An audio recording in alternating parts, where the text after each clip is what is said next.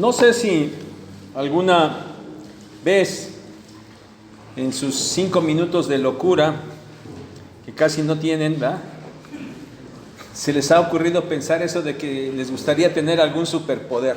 ¿Lo han pensado?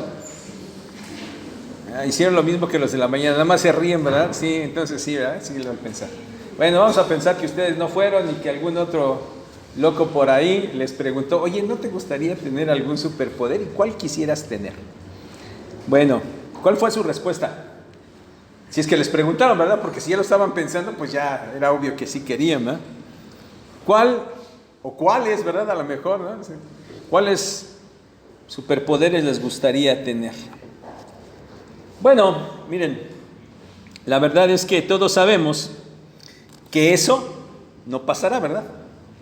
Que eso no irá más allá de la mera ficción. Porque pues no podemos volar, no vamos a poder tener una fuerza extraordinaria, no vamos a tener una vista de rayos X, ni una vista que pueda destruir las cosas, no vamos a poder leer la mente de las personas, ni vamos a poder controlar los metales, ni vamos a poder hacer nada de eso. Porque esas serían cosas sobrenaturales, ¿verdad? Y bueno, pues entendemos que eso no va a ser posible. Pero ¿saben? Hay algo que en este sentido sí es real. Vivir la vida cristiana de la manera correcta resulta comportarse de una manera sobrenatural. Les repito, vivir la vida cristiana de la manera correcta resulta comportarse de una manera sobrenatural. ¿Por qué? Porque vivir la vida cristiana necesita del poder sobrenatural de Dios. Necesita del actuar sobrenatural del Espíritu Santo. Porque de otra manera no es posible. No se puede vivir una vida correcta sin este actuar sobrenatural de Dios y el Espíritu Santo. Los lineamientos divinos son tan extremadamente opuestos al pensamiento y al actuar del mundo que llegan a ser eso, sobrenaturales. Y por eso se necesita de un poder especial para poder vivirlos. Estamos ya en la parte práctica de la carta a los romanos. Y nos hemos empezado a dar cuenta, yo espero que así lo hayan comprendido la semana pasada, nos empezamos a dar cuenta que no es sencillo, no es fácil vivir la vida práctica, la vida diaria, conforme a lo que Dios establece en su palabra. Saben, el día de hoy nos vamos a seguir dando cuenta de esa realidad. Creo que estarán de acuerdo conmigo en que una de las cosas más difíciles son las relaciones humanas. Algo de lo más difícil es poder interactuar con otras personas, y eso siempre ha sido complicado. Y es por eso que generalmente hay problemas, ¿no es cierto? Porque es muy complicado llevar relaciones con otras personas.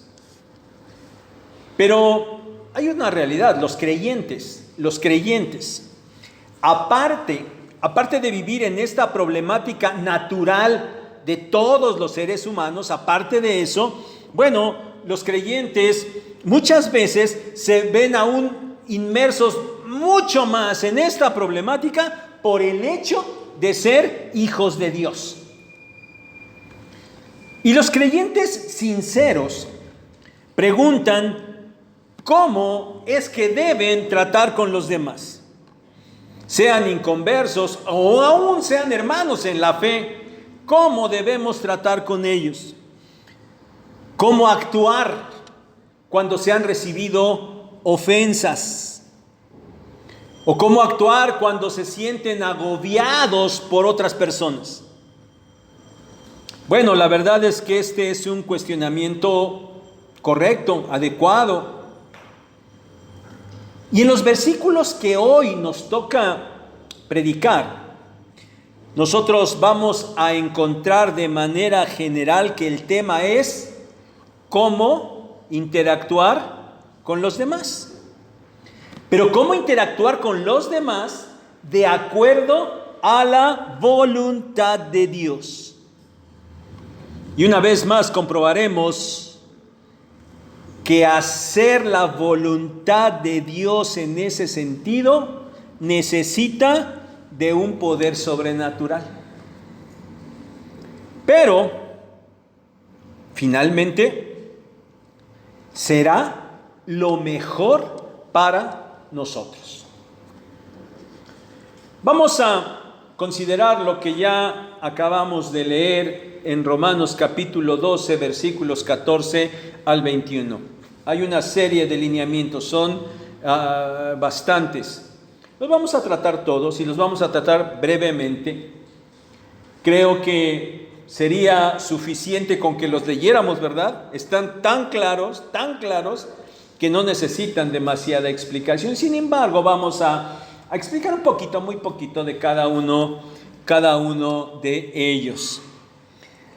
Nos vamos a encontrar, hermanos, con esta serie de lineamientos y es necesario aclarar, tienen que tomar en cuenta que, de acuerdo a lo que nos dicen los expertos en el idioma griego, todos estos lineamientos, todos estos versículos que acabamos de leer, todos ellos están en un modo imperativo. Creo que ya aprendimos esta palabrita, ¿verdad? En un modo imperativo, es decir, son mandamientos, no son sugerencias, ¿sale? Son mandamientos de conducta. Decíamos hace 15 días, es parte de la ética cristiana, de cómo debe vivir el cristiano. Es una serie de mandamientos que nos llevan a actuar de acuerdo a la voluntad de Dios para relacionarnos con los demás. La predicación de hoy la he titulado Actuando de una manera sobrenatural. Versículo 14. Bendecid a los que os persiguen, bendecid y no maldigáis. Bendecir, la palabra bendecir significa literalmente hablar bien de. ¿Sí? Eso significa bendecir, hablar bien de. Y creo que estamos muy conectados con el lenguaje bíblico y nos es muy familiar oír que pues debemos bendecir a Dios, ¿verdad? ¿Qué significaría esto? Bueno, que tenemos que hablar bien de Dios. Claro que no podríamos hacer lo contrario, ¿verdad?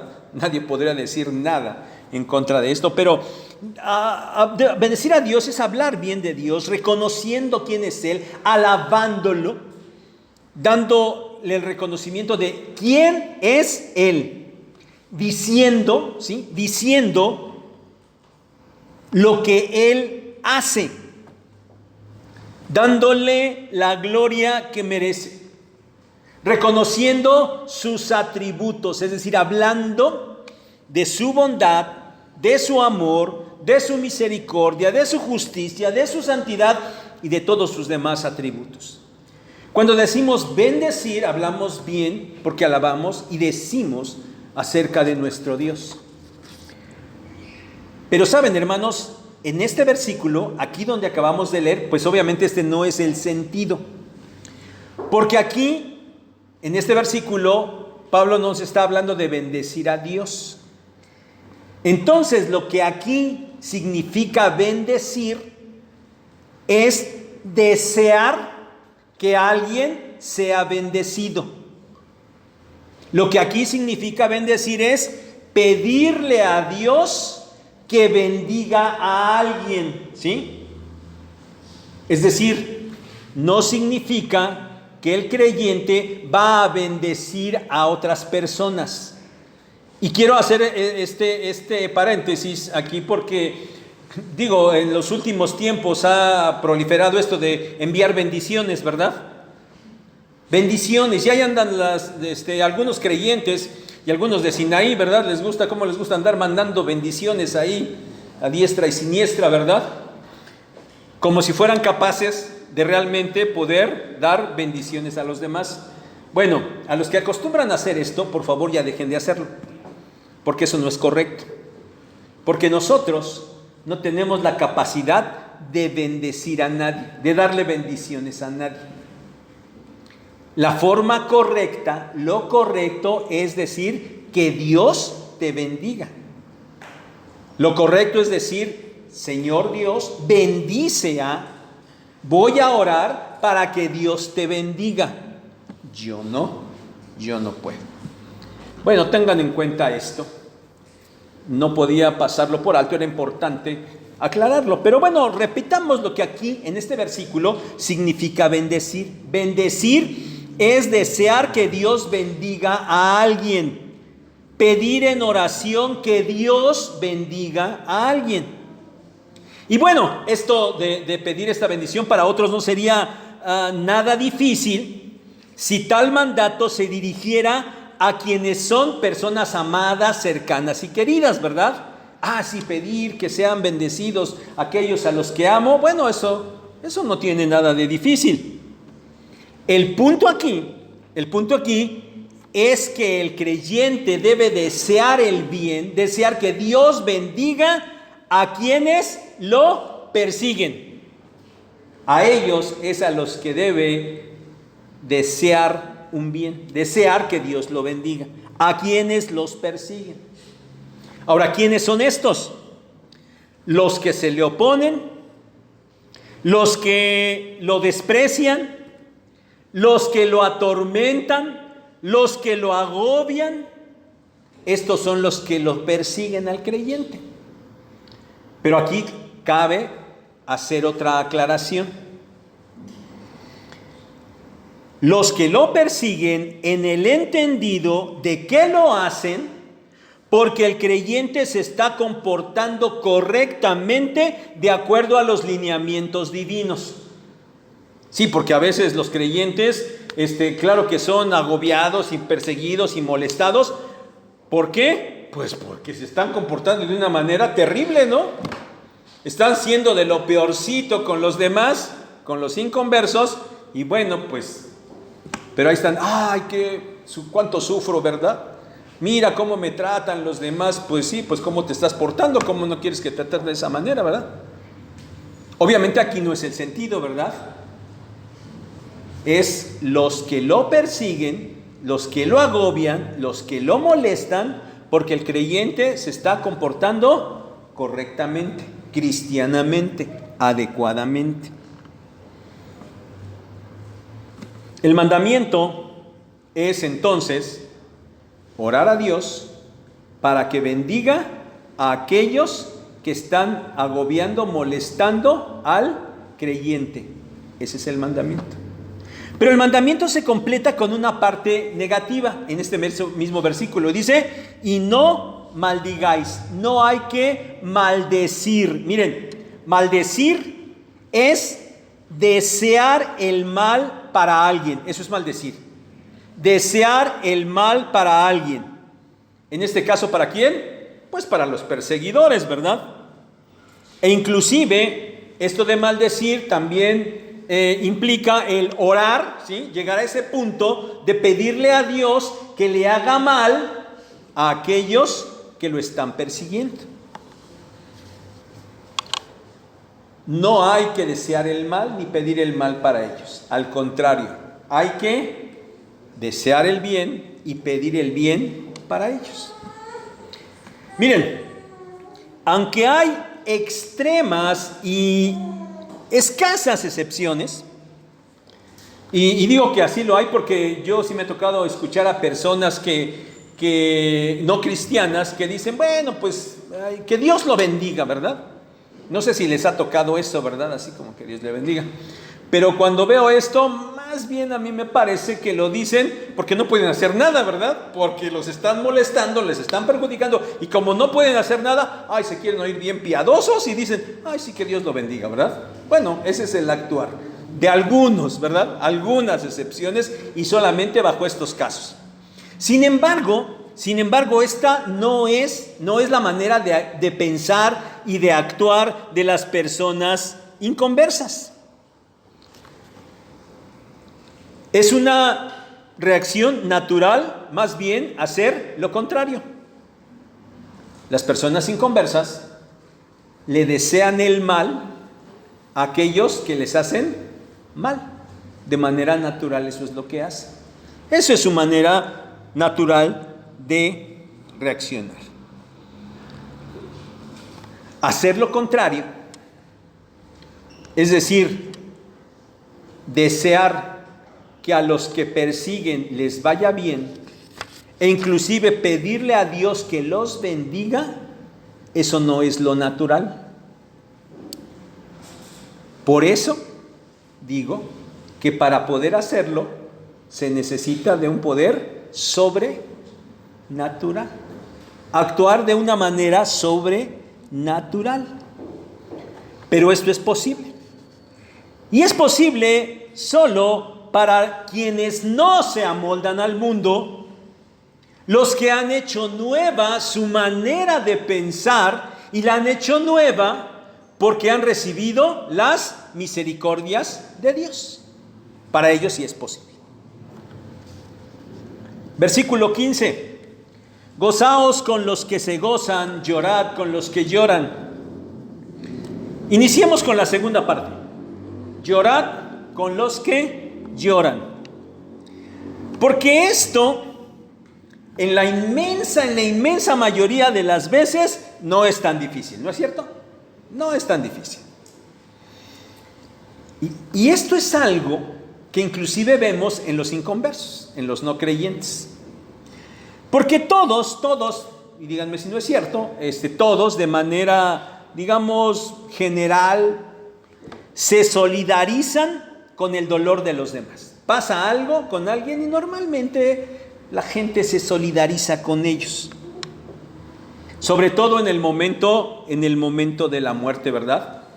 Cuando hay un muerto por ahí, pues la gente va, y eso de sumarse al dolor de las gentes, bueno, es algo que vemos que no es tan raro. Pero, hermanos, ¿hasta dónde es real ese comportamiento de las personas sin Cristo? ¿Hasta dónde es real? ¿Hasta dónde no es meramente una cuestión cultural? Porque efectivamente, como mexicanos, ¿verdad? Sí somos así, ¿verdad? Muy solidarios con los demás. Entonces, ¿hasta dónde es real? ¿Hasta dónde no es solamente una cuestión cultural? ¿No es solamente una expresión de buenos modales, ¿verdad? O de educación. O hasta dónde no solamente también es inclusive solamente de quedar bien, ¿verdad? De quedar bien. Porque bueno, en esos momentos de dolor nadie va y le dice nada a la otra persona, ¿verdad? Bueno, ya por educación, por amabilidad, por cultura, por lo que sea, bueno, pues algunas palabras ahí solidarias por el dolor de los demás. ¿Lo harán así? Bueno, no lo sabemos en realidad. Pero saben, hermanos, en el creyente, el cumplimiento de este mandamiento no debe ser nunca un comportamiento hipócrita, sino un verdadero sentido de compartir la pena de los demás. Una actitud de real sufrimiento al lado del que llora. Y esto, hermanos, trasciende cualquier situación de un sentir meramente humano. Pero otra vez quiero remarcar, el creyente lo puede hacer. Lo puede hacer porque el creyente está en el poder de Dios. Y puede hacer esto de realmente sufrir con las personas y llorar con ellos de una manera real, porque también el creyente puede estaría siguiendo el ejemplo del Señor Jesucristo. Juan capítulo 11, ¿se acuerdan? El Señor Jesús lloró. Pero aunque ya lo hemos dicho, repitamos, no lloró porque se había muerto su amigo Lázaro, ¿verdad? Ay, se me murió mi amigo Lázaro, ay, no. ¿Se acuerdan que él antes de ir, qué dijo? Lázaro, duerme. Y le dije, bueno, si duerme está bien. No, ya se murió. Y entonces voy para despertarle. O sea, el Señor Jesús sabía que Lázaro ya se había muerto y Él iba a llegar y lo iba a resucitar. Entonces el motivo del llanto del Señor Jesús no era porque Lázaro se había muerto, porque lo iba a resucitar. El Señor Jesús lloró porque se unió al dolor de ver a los demás llorando por motivo de la muerte. La muerte es tan terrífica que causa ese dolor en las personas. Y el Señor Jesús se puso a llorar con los que lloraban. Seguiríamos ese ejemplo. Pero hermanos, para los creyentes este mandamiento sin duda incluye llorar con los no creyentes. Sí, si las personas inconversas están sufriendo y llorando, los creyentes de manera natural deberían sumarse a ese dolor y realmente solidarizarse con ellos. Pero hermanos, sobre todo, que quede claro, sobre todo, esto debe ser el sentido para con los hermanos en la fe. Más fuerte con los hermanos en la fe. Y eso debería ser un resultado natural, porque el mismo Pablo, hablando de la iglesia como el cuerpo de Cristo, allá en 1 Corintios 12:26, él dijo, si un miembro del cuerpo padece, todos los miembros se duelen con él. Esto debería ser mucho más fuerte con los hermanos en la fe. Y este dolor debe ser un verdadero deseo de acompañar al hermano que sufre. Siguiendo, hermanos, el ejemplo de la muerte, que es un momento muy doloroso en todos, los creyentes deberían de sumarse con el hermano, no solamente en el momento del funeral, sino en el seguimiento y en el acompañamiento posterior, que resultan ser días todavía más complicados. Miren, ya les he dicho también en otras ocasiones, pero otra vez quiero aprovechar, ¿verdad? Hermanos, les avisamos que les notificamos que el hermano, que la hermana, pues ya partió con el Señor. Ya casi no pasa, gracias a Dios, pero ¿saben qué era lo primero que pasaba? Telefonazo. Hermano, ¿a qué horas es el culto? O sea, un cristiano se muere. Bueno, no se muere, porque los que estamos en Cristo no nos morimos, pero un cristiano parte de esta tierra e inmediatamente lo que hay que hacer es un culto, ¿verdad? Y ya. Y los hermanos van al culto y ahí están y pues abrazan al hermano y le dicen, o a la hermana o a la familia, pues ya sabes dónde está el hermano, dónde está tu mamá, tu papá, tu familiar, ahí ya sabes, ya. Se termina el culto y vamos, o sea, ya cumplimos. Pero hermanos, tenemos que ir más allá de eso. Esto no es así solamente. Hay que hacer el acompañamiento porque es nuestro hermano en la fe. Y los días siguientes son más difíciles. Y pasa el tiempo y hay que estar apoyándolo. Llorar con los que lloran implica ese seguimiento real donde uno acompaña al que está sufriendo. Bueno, no le voy a preguntar públicamente, pero yo no sé si nuestra jovencita Tania haya sentido esto y nos aprueba o nos reprueba, ¿verdad? No lo sé, pero es el último caso, ¿verdad? Pero vayamos ahora, hermanos, a la primera parte de este versículo, la cual dejé para después, porque como ya decimos, llorar con los que lloran suele ser no tan difícil.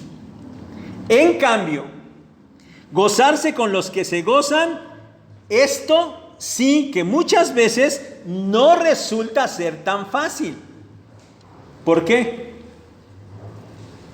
Porque el egoísmo y la envidia son tan fuertes que impiden que el ser humano se goce por los logros de los demás. Sobre todo cuando esos logros son mayores que los propios. Y ya ahorraste y te compraste ahí tu pointercito todo viejo, pero bueno, pues ahí. Y luego el hermano se compró su Jetta del año, sacado de la agencia, ¿no? Y volteas a ver tu cochecito y ves el otro y dices, ¿por qué me voy a gozar con él? ¿No? Bueno, ese es el sentir general del ser humano.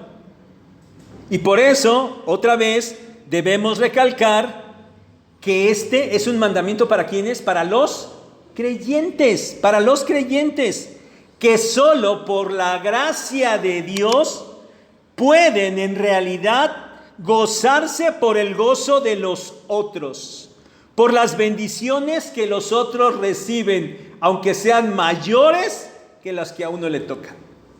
Solamente los cristianos pueden hacer eso.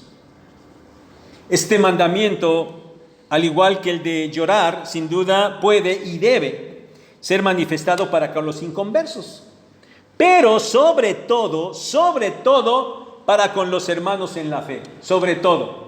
El creyente debería de, sinceramente, gozarse por las bendiciones que su hermano en la fe está recibiendo. Cuando él se goza, uno se goza. Mas al igual que el comentario respecto del de llorar, el gozarse, hermanos, no debe ser una mera expresión externa, una sola mera expresión como tal. Una expresión hipócrita, no. Diríamos coloquialmente solamente de labios para afuera. No, así no. Debe ser con un verdadero sentir de gozo por el gozo de los hermanos en la fe, que otra vez solo se produce en aquellos que han recibido las misericordias de Dios.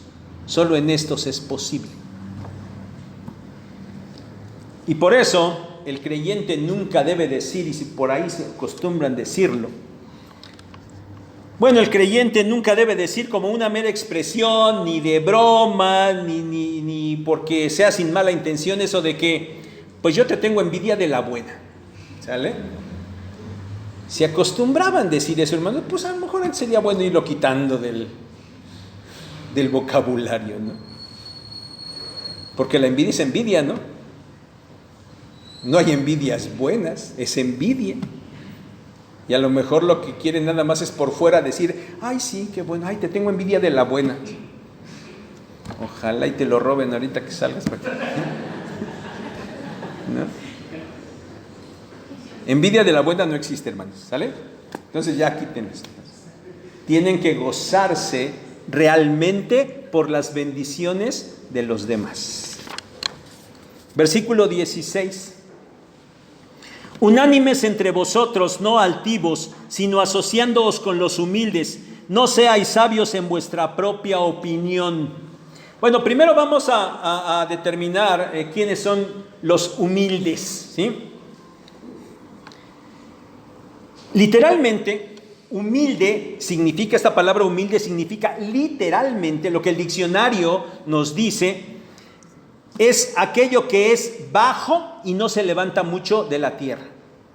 El diccionario de palabras bíblicas, no vayan a ir a Larousse porque no va a decir esto, pero el diccionario de la palabra griega, del idioma griego, dice esto: lo que es bajo y no se levanta mucho del suelo. Bueno, obviamente en ese sentido literal, a lo que esto se refiere es a alguien o a algo que es de baja condición. Alguien que es de baja condición. Ahora miren, es cierto que la humildad es una virtud cristiana que se pide, que es necesaria en todo creyente. Pero en este versículo, hermanos, de acuerdo al contexto, bueno, ese no es el sentir. Aquí los humildes son los que son de una modesta condición. Por ejemplo, los que tienen una menor condición económica, ¿sí? Los que no tienen un elevado conocimiento escolar, académico, intelectual, bueno, no tuvieron oportunidad de mucha educación, permanecen en lo bajo, son los humildes, tienen una mayor modesta condición. Estos son los humildes. Entonces, el mandato de este versículo es hacer unánimes entre vosotros.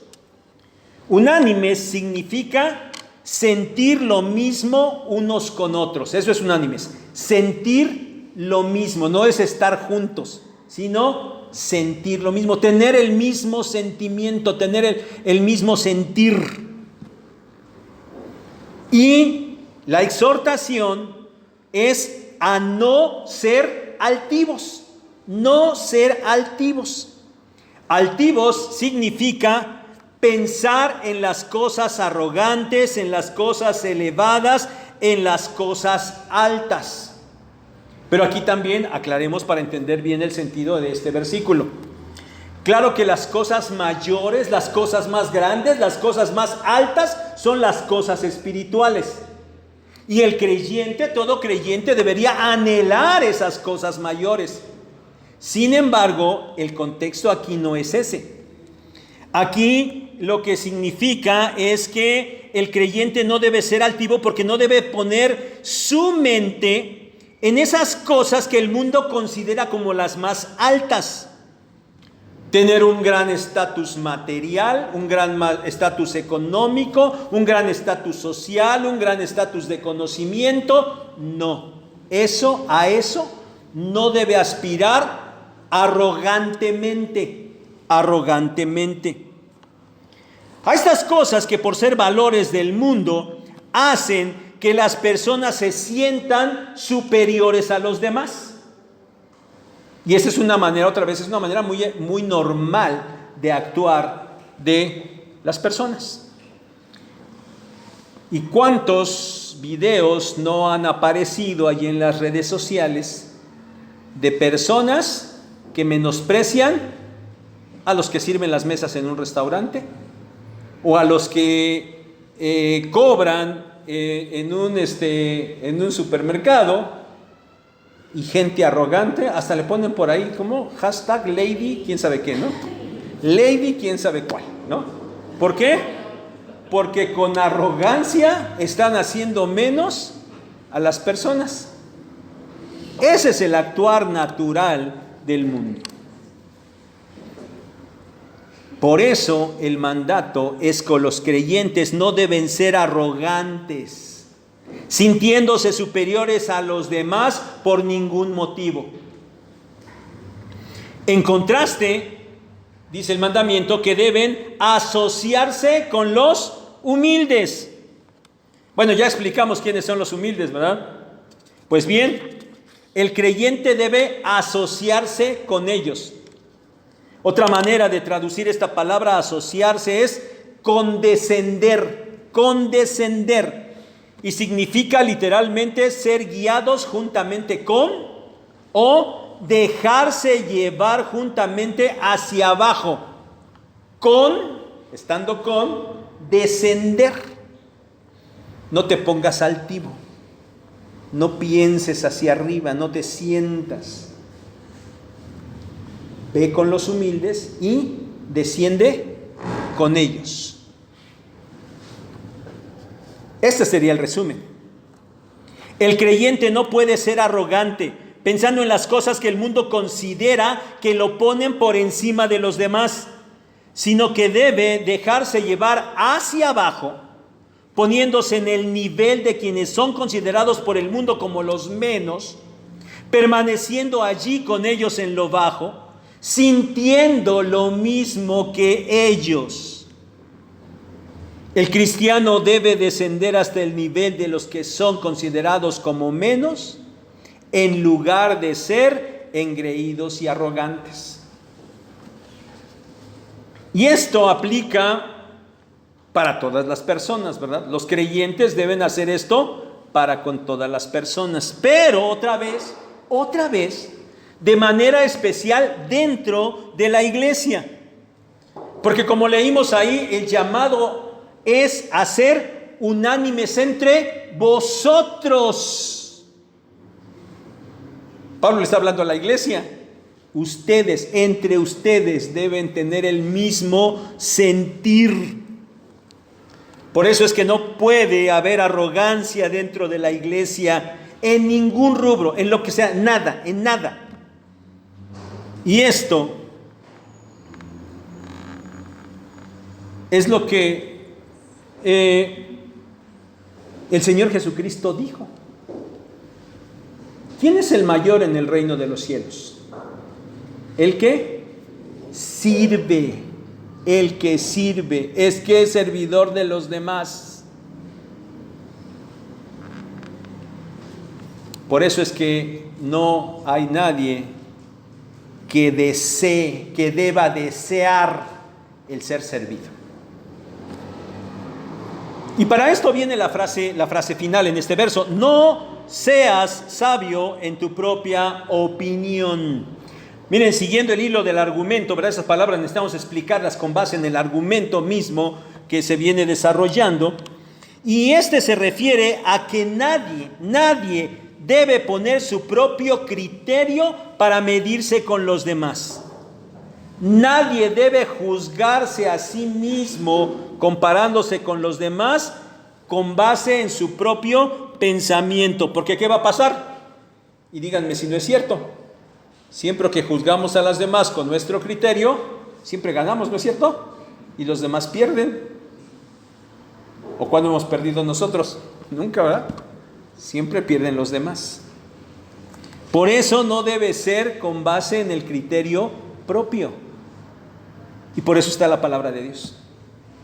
Para que nos midamos todos con base en la palabra de Dios. La cual, por ejemplo, nos acaba de decir en los primeros versos de este capítulo 12, ¿se acuerdan? Que nadie tenga más alto concepto de sí que el que debe tener, sino que piense de sí con cordura, conforme a la medida de fe que Dios le ha dado. No arrogancia con los de afuera, con nadie. Igualdad de sentimiento con los hermanos en la fe, con base en lo que la palabra de Dios establece.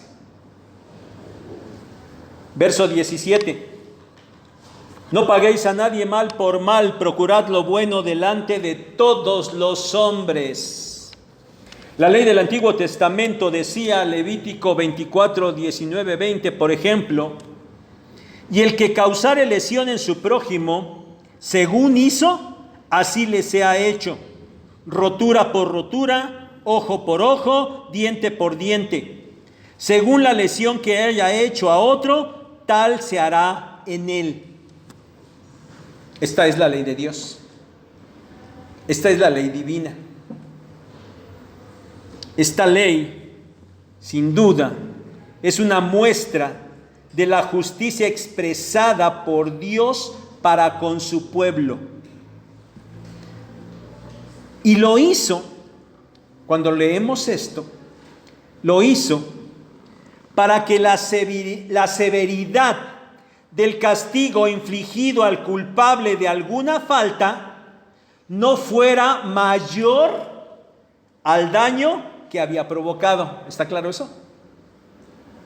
Ese era el sentido. Para que el castigo a alguien no fuera mayor al agravio que él mismo había producido. Esto es justicia de Dios. Y en este sentido, sería justo que si el creyente recibe un mal, él pagara de la misma manera, ¿verdad? Pues sería justo. Pero, el creyente ya no está en la misma dimensión. El creyente ahora ya ha recibido la gracia de Dios. Y el creyente debe actuar con base en esa misma gracia. Y por eso es que aquí ahora él recibe un mandato expreso, claro, contundente. Si recibe un mal, el creyente no debe por ningún motivo pagar de la misma manera. No. Ahora es muy claro, ¿verdad? ¿Qué mayor explicación tendríamos que dar de esto? Creo que no es necesario. Esto es perfectamente claro. El punto no es entenderlo. El punto es hacerlo. Hacerlo. De manera natural, no podemos. Por eso repito, cumplir con esto es actuar de una manera sobrenatural. Pero posible. Posible para los que viven bajo las misericordias de Dios. Para esos que han hecho nueva su manera de pensar. Pero además se añade en este versículo que hay que procurar lo bueno delante de todos los hombres. Procurar lo bueno de todos, delante de todos los hombres. ¿Qué significa esto? Miren, la NBI traduce: procuren hacer lo bueno delante de todos. La Nueva Traducción Viviente dice así: compórtense de tal manera que todo el mundo vea que ustedes son personas honradas. Es decir, ¿qué significa esto? Que hay que pensar y hay que procurar portarse de buena manera delante de todos los hombres. ¿Sí? Ahora, el inconveniente es si acaso lo que es bueno para todos los hombres es realmente bueno.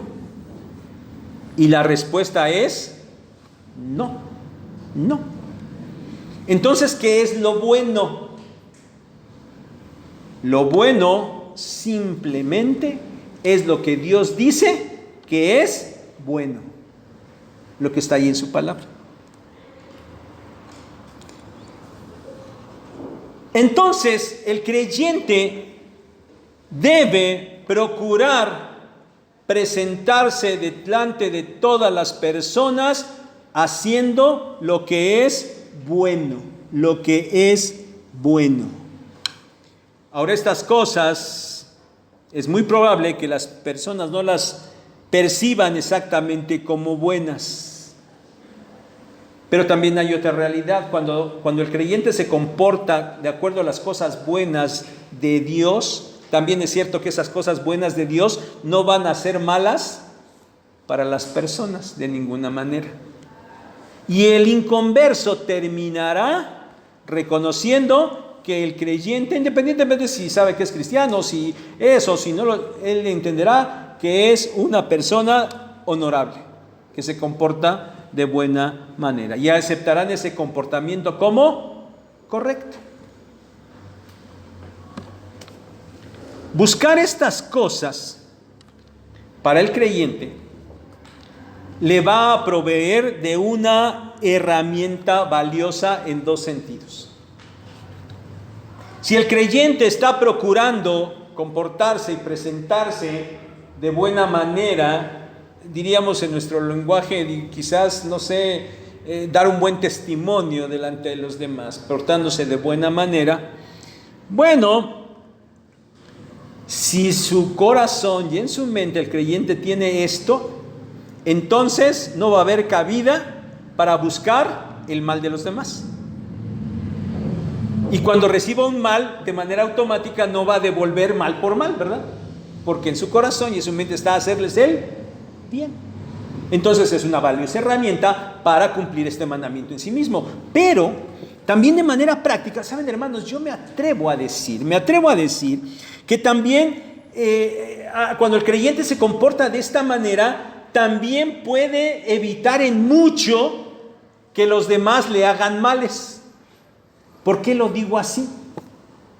Porque la manera natural de pensar del mundo es que si reconoce a alguien como respetuosa, honorable o como una buena persona, pues de manera natural va a no querer tampoco hacerle ningún mal, porque es una buena persona, ¿verdad? Por eso les digo que es una herramienta valiosa. para no hacerle mal a los demás y también para disminuir en mucha medida los males que el creyente pudiera recibir.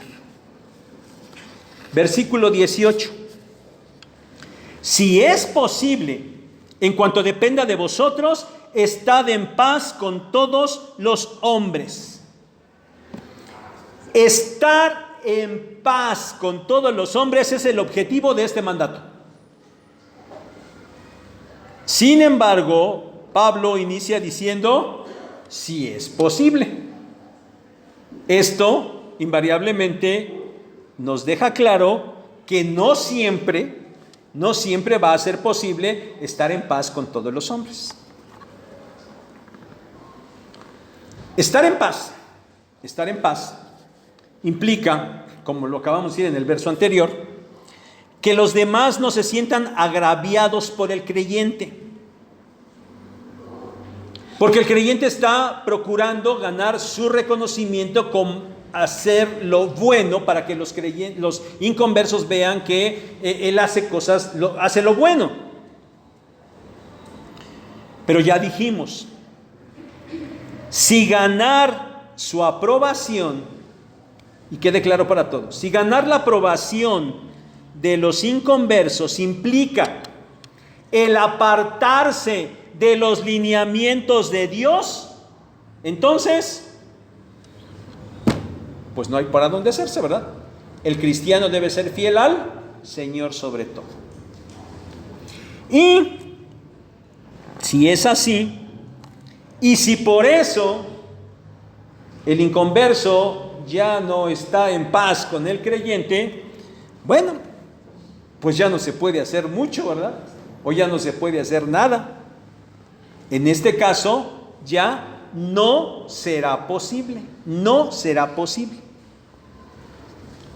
Pero hay que considerar algo más, hermanos. La frase, en cuanto dependa de vosotros. Lo cual significa que el creyente nunca debe ser quien genere o inicie el conflicto. Si eso significa. Porque hay, hermanos, ¿verdad? Conozco algunos cristianos de otras iglesias, ¿verdad? De otras iglesias, de aquí no, de aquí. ¿Cómo son peleoneros, ¿verdad? Y no les pueden decir nada porque ahí van, o sea. El inconverso creo que ni siquiera ni piensa, ni dice, ni nada, pero el creyente, ya está ahí iniciando el conflicto. Esto no debe ser así. El creyente debe hacer lo posible para estar en paz con todos, en cuanto dependa de ellos. Entonces, hermano, espero que sea claro. No seas nunca el provocador de los pleitos. Versículos 19 y 20. No os venguéis vosotros mismos, amados míos, sino dejad lugar a la ira de Dios, porque escrito está, mía es la venganza, yo pagaré, dice el Señor. Así que, si tu enemigo tuviere hambre, dale de comer. Si tuviere sed, dale de comer. Pues haciendo esto, ascuas de fuego amontonarás sobre su cabeza.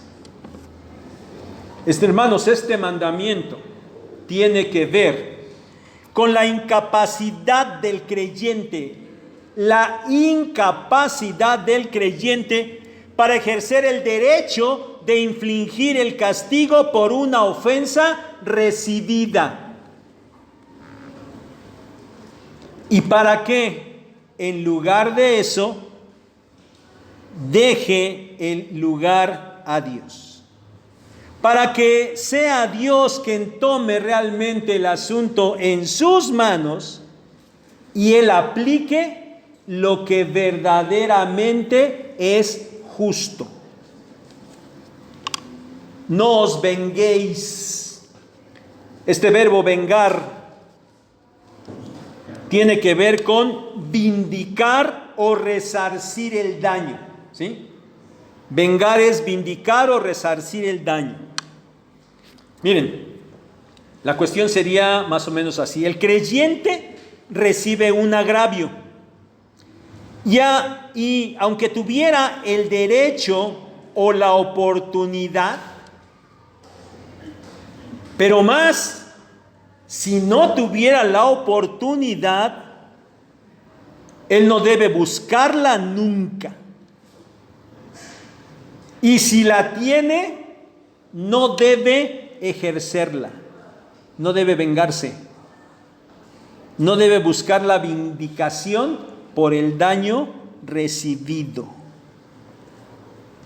Otra vez, en la sabiduría de Dios, en esa tremenda sabiduría de Dios, el punto estriba en que tal vindicación tiende a ser de manera natural en el ser humano, subjetiva, y puede llegar a ser desmedida y por lo tanto injusta. ¿Por qué? Porque ha sido el yo el que ha sido agraviado. Me hiciste 1, pues yo te voy a devolver 2, ¿no? ¿No es la manera de pensar normal? Pero otra vez, esta es la respuesta humana del no creyente. Pero los creyentes, bajo una nueva forma de pensar debido a las misericordias de Dios, van a actuar de una manera sobrenatural. Y entonces los creyentes pueden dejar de buscar y de ejercer esa vindicación o resarcimiento por la falta que han recibido. Y lo harán en paz. Sí, yo perdono, pero no olvido, ¿verdad? Y está bien, pues no voy a hacer nada porque la Biblia dice, porque Dios manda, pero en paz nunca quedan. Y pasan los años y tú me hiciste. Y yo no me vengué, yo no hice nada. En ese actuar sobrenatural el creyente puede dejar de buscar venganza y puede dejar de hacerlo permaneciendo en paz. Se acabó. No hay más. Y puede dejar que en verdad sea Dios quien tome las cosas en sus manos. Pablo cita aquí la escritura del Antiguo Testamento. Cita Deuteronomio 32-35. Que Dios tome la venganza, porque Él va a pagar. Hay que dejar lugar a la ira de Dios. La ira de Dios, un concepto que vimos al principio de la carta. ¿Se acuerdan? Bueno, por si no se acuerdan, yo sé que todos se acuerdan, pero bueno, ya que estamos en eso, vamos a repetirlo, ¿sabes? La ira de Dios no es una manifestación tal como la ira del hombre, de ninguna manera, ya lo dijimos. La ira de Dios es la respuesta santa de Dios ante la injusticia. No está llena de emociones descontroladas, está llena de santidad y verdadera y total justicia. La ira de Dios es la respuesta santa de Él ante la injusticia. Y por eso el creyente puede descansar allí, tener paz y dejar realmente en sus manos, en las manos de su Señor, la retribución por la falta que ha recibido. Porque Dios solo mide las cosas justamente y las retribuye de la misma manera. Pero el creyente debe actuar en paz con esto. Porque otra vez, me hiciste esto, pero hay un Dios. Y yo soy hijo de Dios. No sabes cómo te va a ir. Esos pensamientos, pues no dejan de ser también humanos, meramente humanos. El pensar de Dios es diferente. Pero aún van las cosas más allá, hermanos. No solamente esto, todavía va más allá. El creyente no debe buscar venganza contra su ofensor, pero además debe procurar su bien. Inclusive al grado de suplir sus necesidades.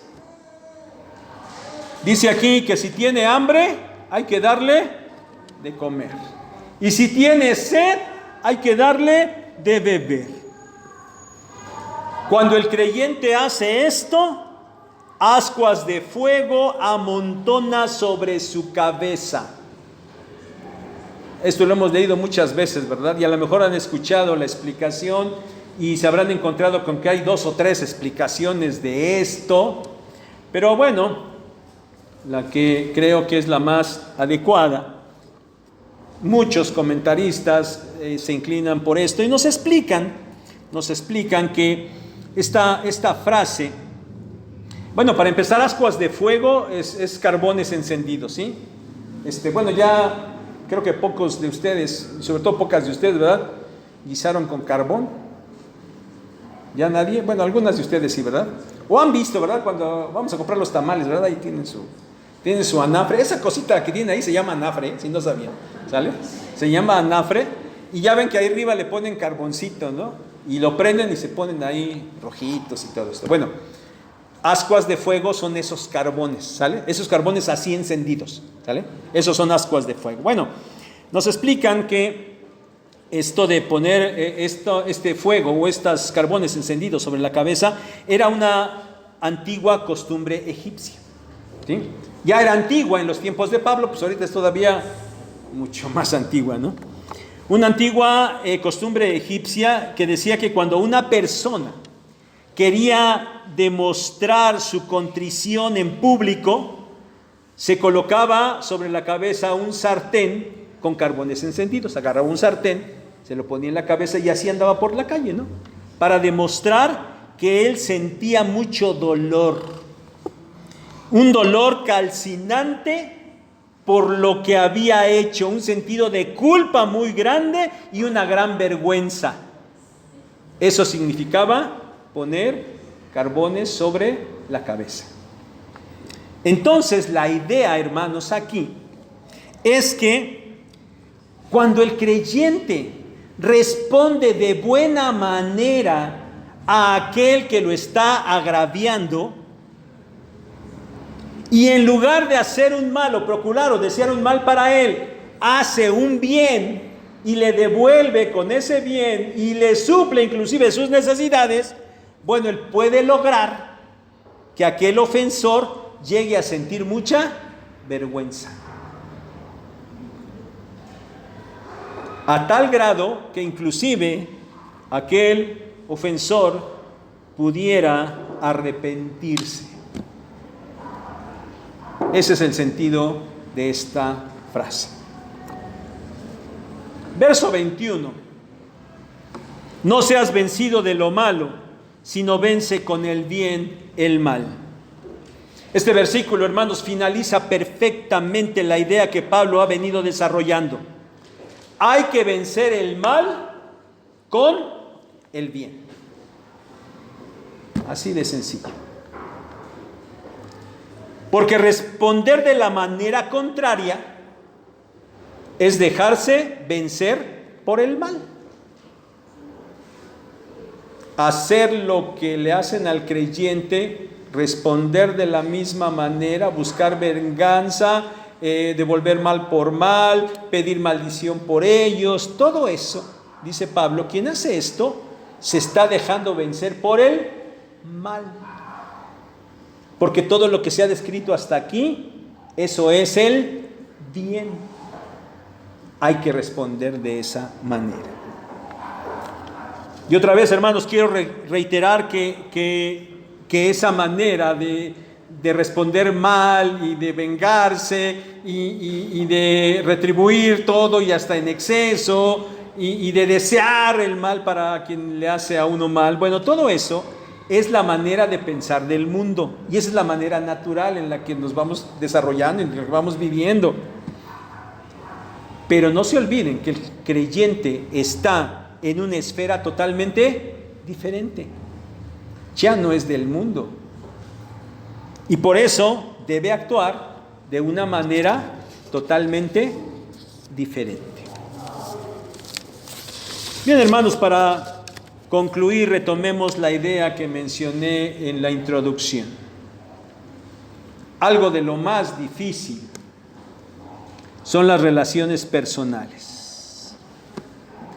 Y ciertamente es una de las cosas por las cuales los creyentes pueden padecer más. Parece que es inevitable estar continuamente en conflicto con los demás. Parece que es inevitable. Y muchas veces también parece que es inevitable estar recibiendo ofensas y agravios y persecución de los demás. Ante esta situación, un creyente poco o nada espiritual va a entrar en abierto conflicto con todos. Va a responder de la misma manera y se va a estar peleando con todas las personas. Estará siempre en un abierto conflicto con todos. Pero un creyente que busca hacer lo correcto, primero pregunta, ¿cuál es la voluntad de Dios? ¿Cómo dice la palabra de Dios que debe actuar el creyente en estos casos? Pues bien, si ustedes son de los segundos y querían saber o quieren saber cómo, pues ya lo escucharon el día de hoy, ¿no? Aquí está la respuesta. En estos versículos que acabamos de comentar brevemente, aquí está la voluntad de Dios para estos casos. ¿Difícil? Sí. Hemos dicho que efectivamente así es muy difícil. Sin duda que son versículos que no desconocían, que en algún momento de su vida lo han leído y porque también en un momento, pues por aquí los hemos predicado, ¿verdad? Entonces, sí los conocían, ¿verdad? Pero yo no sé ustedes, hermanos, pero yo quiero ser sincero de mi parte. Cuando yo veo esto, la verdad es que yo me quedo muy abrumado. Muy abrumado.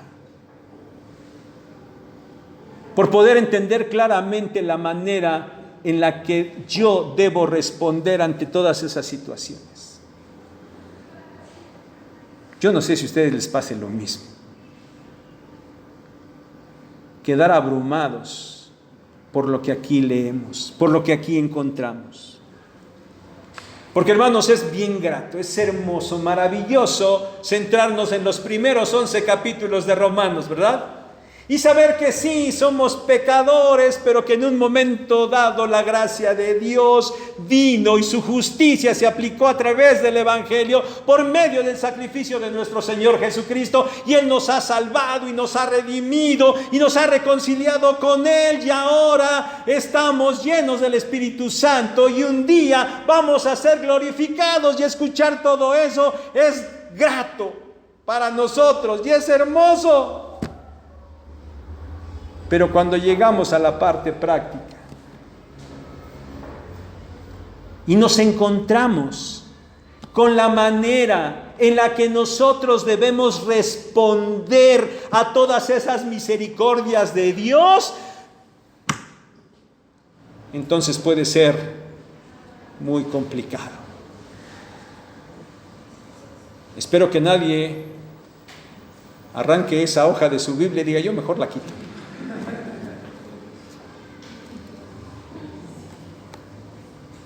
Comportarse de acuerdo a lo que hoy hemos considerado requiere algo más allá de lo natural.